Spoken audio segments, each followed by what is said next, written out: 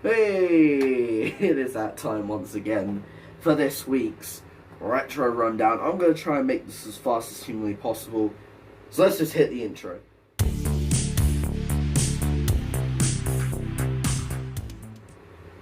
The reason why I'm trying to make this as fast as humanly possible is that I'm finally doing Xtra, okay? Like, you know, Eugene has been yelling at me to do Xtra for a while, so here we go. We'll start off with Retro Episode 10, because that is obviously the first thing that comes our way. So, following everything that went down this week, with Stanley Owens challenging for the Hardcore title, Kenito Suzuki wanting a piece of the pie, and Darren Joseph wanting a piece of the pie, Jared Dexter, the current Hardcore champion, will be there to discuss, he's going to discuss how he feels about having multiple challenges for his Hardcore Championship.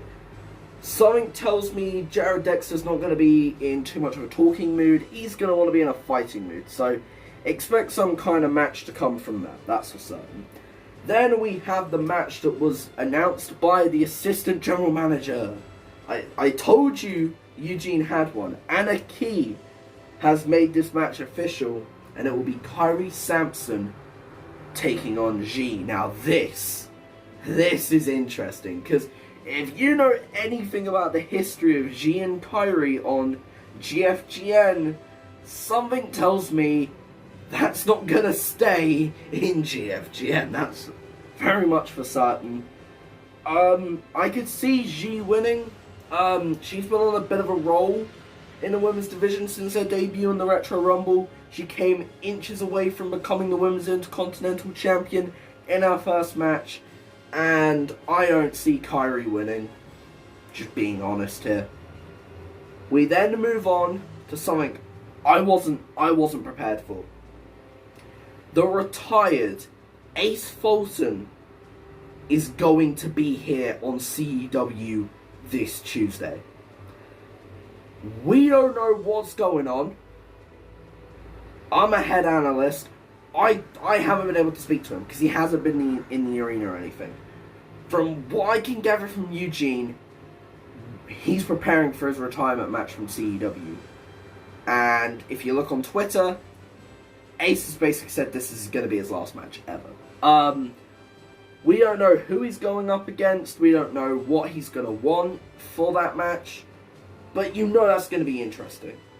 And then, in our main event, Blake Payne taking on Hunter Gold. Now, what you guys didn't see, you saw that Hunter locked in that armbar. What you didn't see was the 5 minutes that it was locked in afterwards. Medics, staff, security, trying to pry Hunter Gold away from Blake. It took them 5 minutes. Medics are saying that Blake's arm is slightly weakened, but he is clear to compete. So that match will be happening this Tuesday, as you know, with only a couple weeks to go before Down in Flames. With the tag titles, that could potentially mean those tag titles could hang in the balance at Down in Flames. If Hunter Gold wins against a weakened Blake and weakens him even more, what does that mean for the tag titles? Are we going to see new tag champs, whoever is challenging for them at Down in Flames? I don't know. And now finally, we're going to move on to the extra stuff, because I know you guys have been begging me to do this, so here we go. Bushido Code versus Greatness. Greatness have fucking fallen.